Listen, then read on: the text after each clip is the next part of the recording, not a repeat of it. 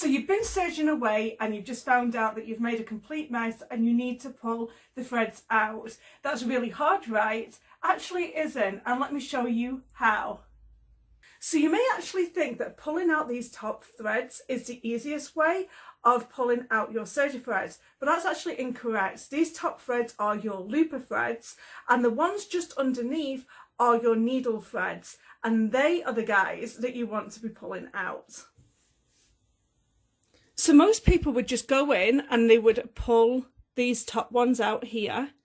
So they would go in and let's take a few out, like so.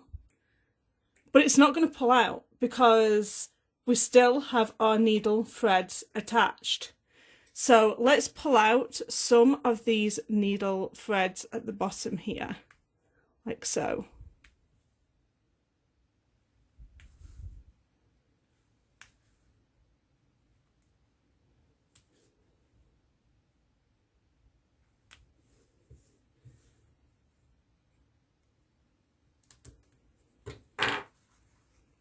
And now these would just start pulling loose, like so.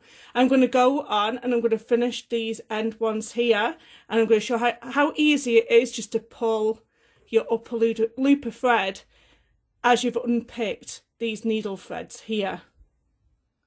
So here you go, I have unpicked a few of my needle threads across here, and I'm just going to grab my upper looper threads. And they're just going to be easy to pull them threads out, like so. How easy was that?